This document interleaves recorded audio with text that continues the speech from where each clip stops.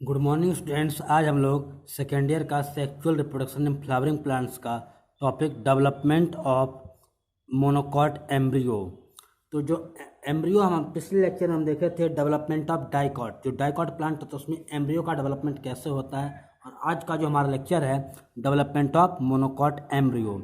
तो दोनों जो एम्ब्रियो होते हैं डाइकॉट एंड मोनोकॉट, उनके बीच में क्या डिफरेंस है उसका हम थोड़ा सा देखते हैं। तो यहाँ पे सबसे पहले हम देखेंगे कि फर्टिलाइजेशन के बाद हमारा क्या बनता है, जाइगोट बनता है, जो हमारा कैसा होता है 2n होता है।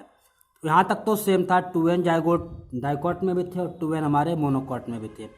और इसके बाद जाइगोट का जो हमारा लोअर एंड होता है, जो नीचे का एंड होता है, वो माइक्रोपाइल की तरफ मूव करता है, इसलिए एम से मैंने डिनोट किया माइक्रोपाइल्स, और जो सी से मैंने डिनोट किया वो चलाजल की तरफ मूव करता है। ओब्वियस में आप पढ़े हैं माइक्रोपाइल्स चलाजल उसकी तरफ मूव करता है। इसके बाद क्या होता है, जो हमारा जाइगोट है उसमें डिवीजन होगा। कौन सा डिवीजन होगा, माइटोटिक डिवीजन, एम डिवीजन जिसे कहा जाता है, माइटोटिक डिवीजन होगा।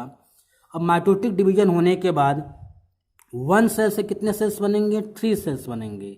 यहाँ पे मेन डिफरेंस है, डाइकॉट में हमारे 1 सेल से 2 सेल्स का फॉर्म हुआ था, लेकिन यहाँ पे हमारे कितने बनेंगे, 3 सेल्स फॉर्म करेंगे। मीन्स कैसे, एक बार डिवीजन होगा तो 1 से 2 सेल्स बन जाएंगे, फिर उन 2 सेल्स में से 1 सेल्स का डिवीजन होगा और फिर 1 सेल्स बनेगा। मीन्स हमारे कितने सेल्स बनेंगे, 3 सेल्स बनेंगे। और जो हमारा यहाँ भी जो लोअर साइड होगा वो माइक्रोपाइल की तरफ होगा, और अपर वाला जो पोर्शन होगा वो चलाजा की तरफ होगा। तो जो अपर सेल्स होती हैं उसको टर्मिनल सेल्स कहा जाता है, मिडिल के सेल्स को मिडिल सेल्स, और जो नीचे के सेल्स उसको बेसल सेल्स कहा जाता है। अब डिफरेंसेस यहाँ पे आने शुरू होंगे। जनरली हम लोग देखते थे जो डाइकॉट हमारा होता था उसमें बेसल सेल्स हमारा सस्पेंसर बनता था, उसके बाद जो टर्मिनल सेल्स होता था उससे हमारे एम्ब्रियो का डेवलपमेंट होता था। लेकिन यहाँ पे जस्ट अपोजिट है, यहाँ पे जो हमारी मिडिल सेल्स है, जो हमारी मिडिल सेल्स है उसी से ऑलमोस्ट जो हमारा एम्ब्रियो है मान के चलिए पूरा का पूरा बनता है। जैसे देखते हैं जो हमारा बेसल सेल्स होगा वो क्या करता है, लार्ज हो जाएगा, थोड़ा सा बड़ा हो जाएगा। ये हमारा क्या है, हमारा ये बेसल सेल है, ये हमारा आपका बेसल सेल है, और बेसल सेल्स हमारा बड़ा हो गया। लेकिन जो हमारा मिडिल सेल्स है, मिडिल सेल्स क्या बनाएगा, मिडिल सेल्स डिवाइड हो करके सेल डिफ्रेंशिएट करके क्या बनाएंगे, प्लूम्यूल्स का डेवलपमेंट करेंगे, रेडिकल्स बनाएंगे, इपिकोटाइल्स, हाइपोकोटाइल्स, और सस्पेंसर का भी डेवलपमेंट मिडिल सेल्स के द्वारा होगा। लेकिन डाइकॉट में सस्पेंसर कौन बना रहा था, बेसल सेल्स बना, लेकिन यहाँ पे जो प्लूम्यूल्स, रेडिकल्स, इपिकोटाइल्स, हाइपोकोटाइल्स, सस्पेंसर, इन सबको फॉर्म कौन करेगा, मिडिल सेल्स बनाएंगे। जो सेल्स हैं ये सब कौन बना रहा है, मिडिल सेल्स बना रही है। जो हमारी टर्मिनल सेल्स है ये क्या बनाएगी, सिंगल कॉटिलिडॉन्स बनाएगी। जो ऊपर वाली हमारी जो सेल्स है ये क्या बनाएगी, सिर्फ और सिर्फ कॉटिलिडॉन बनाएगी, वो भी कितने, सिंगल, क्योंकि हम कौन सा प्लांट पढ़ रहे हैं, मोनोकॉट प्लांट, इसलिए एक कॉटिलिडॉन्स का डेवलपमेंट होगा यहाँ पर। इसके बाद अगर हम देखते हैं तो हमारा जो एम्ब्रियो होता है वो थोड़ा सा अगर हम उसका स्ट्रक्चर देखें दिखता कैसा है, जब इसके बाद और डेवलपमेंट इसका यहाँ पे होगा। इसके बाद जब इसका डेवलपमेंट होता है तो नीचे हमारा क्या है, बेसल सेल्स है। इसके बाद जब डेवलपमेंट होगा तो कुछ इस तरह का स्ट्रक्चर आपका फॉर्म होगा, और ऊपर का जो स्ट्रक्चर होता है वो हमारा क्या होगा, प्लूम्यूल होता है।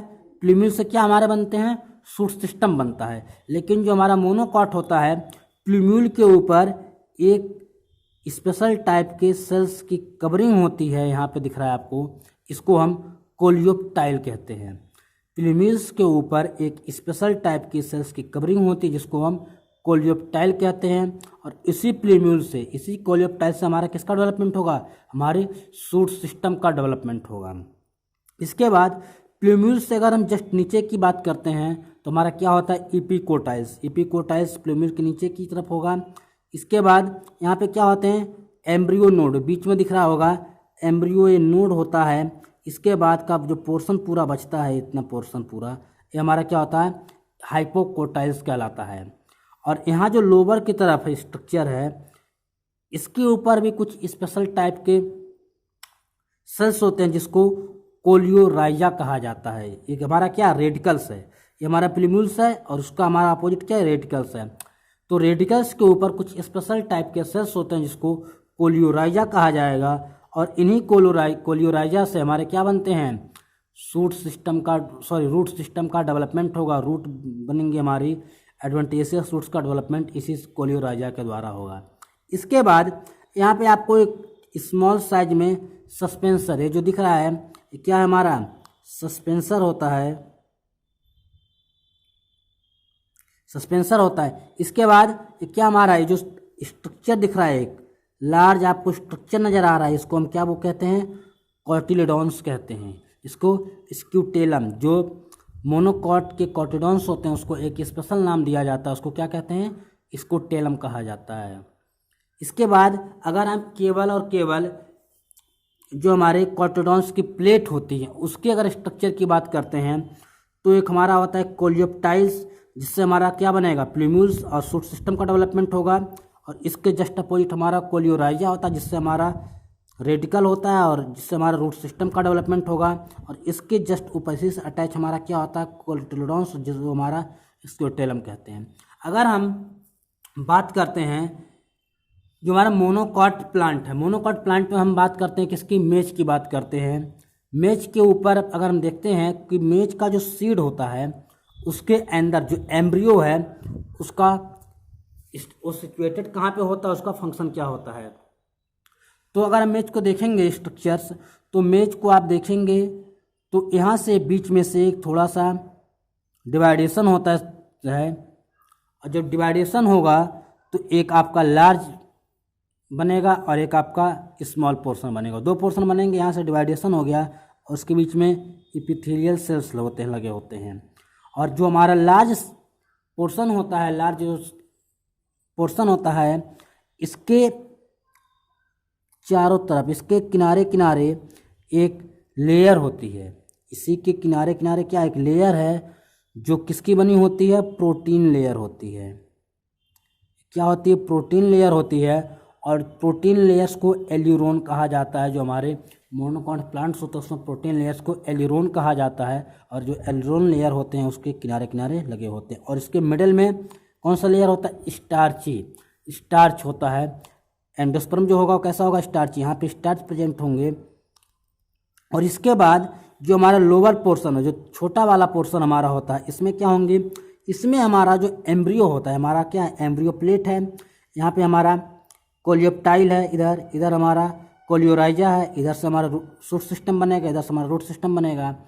इसके ऊपर ये जो आपको स्ट्रक्चर नज़र आ रहा है क्या है, आपका कॉटिलेडॉन्स है। ये वाला जो स्ट्रक्चर है कॉटिलेडॉन्स है, यहाँ पे नज़र आ रहा है।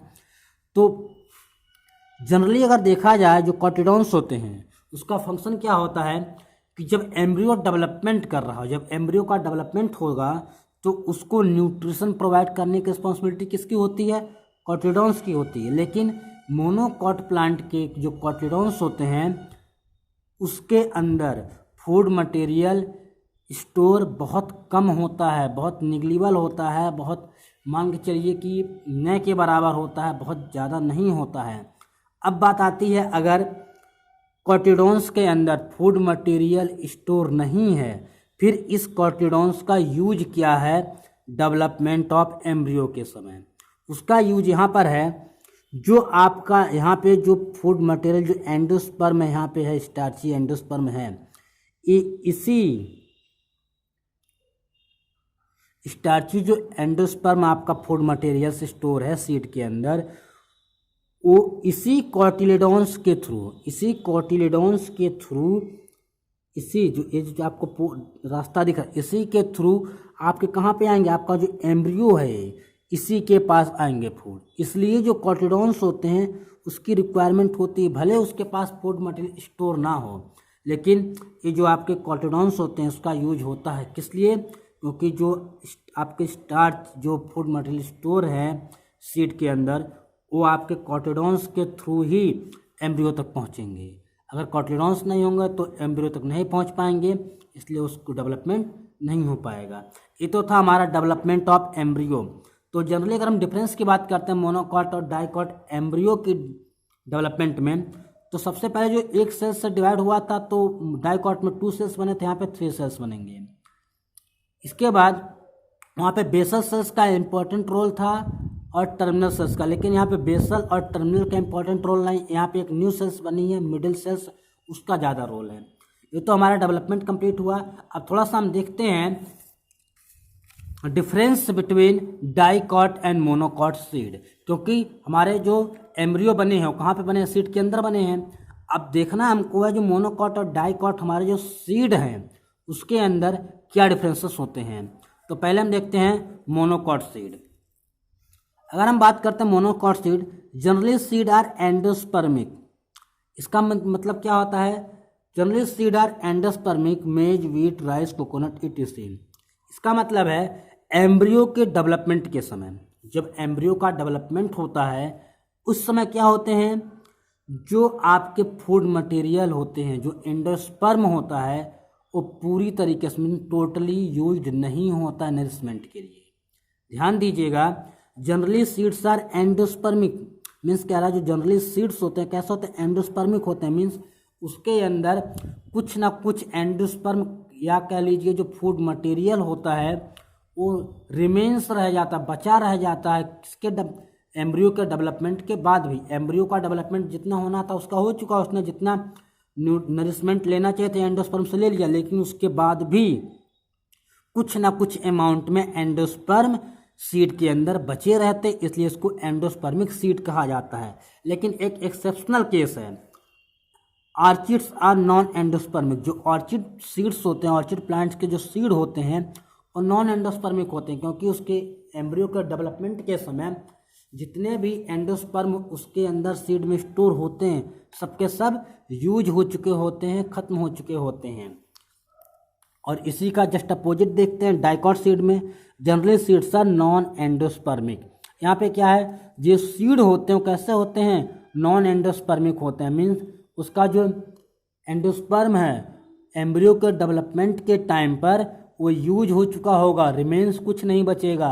एग्जाम्पल जैसे ग्राम, बेन, पी, ग्राउंडनट। लेकिन इसमें भी एक्सेप्शनल है कैस्टर एंड सनफ्लावर। जो कैस्टर होता है अरंड जिसे ऋण कहा जाता है, और जो सनफ्लावर, इन दो प्लांट के अंदर भी एंडोस्पर्म कुछ अमाउंट में बचे रह जाते हैं मोनोकॉट की तरह, इसलिए एक्सेप्शनल कंडीशन में आते हैं डाइकॉट के castor and sunflower. Second difference देखते हैं, only single cotyledons is present with embryo. कह रहे एम्ब्रियो के साथ में इसमें सिंगल कॉटिडॉन्स, क्योंकि कौन सा सीड है, monocot, mono means one, cot means cotyledons, तो इसमें एक ही कॉटिडॉन्स एम्ब्रियो के साथ अटैच होते हैं। टू कॉटिडॉन्स, इसमें एम्ब्रियो के साथ टू कॉटिडॉन्स प्रेजेंट होंगे। कॉटिडॉन्स इज कॉल्ड स्कूटेलम। यहाँ पे जो कॉटिडॉन्स होते हैं उसको एक स्पेशल नाम दिया गया, उसको कहते हैं स्कूटेलम कहा जाता है। जो मोनोकॉट के कॉटिडॉन्स होते हैं उसको स्कूटेलम कहा जाता है। No particular name is given to cotyledons, और डाइकॉट में कॉटिडॉन्स को कोई स्पेशल नेम नहीं दिया गया, स्पेशल कोई नाम नहीं दिया गया है। Generally cotyledons in thin and papery. कह रहा है जो कॉटिडॉन्स होते हैं मोनोकॉट के जनरली कैसे होते हैं, थिन होते हैं, पतले होते हैं, और कैसे होते हैं, पेपरी। पेपरी मीन्स मेम्ब्रेन की तरह, एक लेयर्स की तरह होते हैं, बहुत ही बारीक होते हैं, थिन होते हैं, पेपरी मेम्ब्रेनस होते हैं। और डाइकॉटिडॉन्स आर थिक एंड फ्लेसी, और डाइकॉट के जो कॉटिडॉन्स होते हैं वो कैसे होते हैं, थिक एंड फ्लेसी होते हैं, मोटे होंगे और मसलदार होते हैं, गुदेदार, फ्लेसी होते हैं। Embryo is place at one corner of seed. और जो आपका मोनोकॉट सीड की अगर हम बात करते हैं, जो एम्ब्रियो का सिचुएशन है, जो पोजीशन उसकी है वो कहाँ पे होता है, embryo is place at one corner of seed. Seed के एक किनारे पर, एक कोने में कहीं एम्ब्रियो का डेवलपमेंट होगा, एम्ब्रियो सिचुएटेड होते हैं, स्थित रहते हैं। Embryo is place at centre, लेकिन डाइकॉट में एम्ब्रियो कहाँ होते हैं, बिल्कुल सेंटर में, सीड जो होगा उसके बिल्कुल सेंटर में होते हैं। Radicle degenerate after some time and adventitious shoots are formed at the place. कह रहा है जो रेडिकल्स होते हैं जिससे हमारा रूट का डेवलपमेंट होता है वो कुछ समय बाद क्या होते हैं, डीजेनरेट मीन्स गायब हो जाते हैं, नष्ट हो जाते हैं। Roots are formed at that place, और इसकी जगह पर रेडिकल्स की जगह, जब रेडिकल्स डीजेनरेट हो जाता है उसकी जगह पे एडवेंटेशियस अपस्थानिक जो जड़ें होती हैं वो उसकी जगह ले लेती हैं, उसकी जगह ग्रो करती हैं। Radicles responsible to form primary root, लेकिन डाइकॉट प्लांट्स में जो होते हैं वो रेडिकल रिस्पॉन्सिबल किसके लिए होता है? प्राइमरी रूट बनेगा, फिर प्राइमरी रूट से सेकेंडरी रूट, फिर टर्चरी रूट बनेंगे। तो रेडिकल्स की रिस्पॉन्सिबिलिटी है प्राइमरी रूट बनाने के लिए डाइकॉट में, लेकिन मोनोकॉट में रेडिकल्स कुछ समय बाद डिजेनरेट हो जाते हैं, अब से गायब हो जाते हैं। इसके बाद देखते हैं जो अगला हमारा डिफरेंस है, endosperm is surrounded by a one cell thick layer called aleurone layer, protein layer which nourish embryo. जो एंडोस्पर्म होता है उसके अगर हम चारों तरफ देखते हैं, एक वन सेल, एक सेल्स की मोटी लेयर होती है जिसको एल्यूरोन लेयर्स कहा जाता है, जिसको क्या कहा जाता है? एल्यूरोन लेयर्स कहा जाता है। और कौन सी लेयर होती है? प्रोटीन लेयर्स होती है विच नरिश एम्ब्रियो, और जो एम्ब्रियो को न्यूट्रिशन प्रोवाइड करने की रिस्पॉन्सिबिलिटी किसकी होती है? एल्यूरोन जो लेयर है वो न्यूट्रिशन प्रोवाइड करता है, लेकिन कहाँ पे होता है? एंडोस्पर्म की चारों तरफ एक मोटी लेयर होती है। और यहाँ पे एल्यूरोन लेयर अब्सेंट, इसमें एल्यूरोन लेयर जो होती है अब्सेंट होती है किसके अंदर? जो डाइकॉट हमारे सीड होते हैं। लास्ट पॉइंट देखते हैं इसमें, सीड कोट एंड फ्रूट वाल फ्यूज टुगेदर। जो मोनोकॉट हमारे सीड होते हैं उसमें सीड कोट और फ्रूट वाल दोनों क्या होते हैं? फ्यूज होते हैं। ऐसे फ्यूज होंगे आप उसमें आइडेंटिफाई नहीं कर पाएंगे कौन सा इसमें सीड कोट और कौन सा फ्रूट वाल है। जैसे एग्जांपल लीजिए व्हीट एंड मेज का, गेहूं और मक्का को आप सीड को ध्यान से देखेंगे तो आपको उसका सीड कोट और फ्रूट वाल कहीं नज़र नहीं आया। क्यों? क्योंकि दोनों आपस में क्या हो चुके हैं? फ्यूज हो चुके हैं, दोनों एक साथ मिल जाते हैं, फ्यूज कर जाते हैं, इसलिए सीड कोट और फ्रूट वाल दोनों फ्यूज होते हैं। और इसमें such type of seed are not found, इसमें ऐसा नहीं है कि सीड कोट और फ्रूट वाल दोनों फ्यूज हो जाते हैं, इस कंडीशन के सीड इसमें डाइकॉट सीड में नहीं बनते हैं। तो ये आपका वीडियो था, थैंक्स एंड उम्मीद है आपको अच्छा लगेगा and have a nice day, good bye.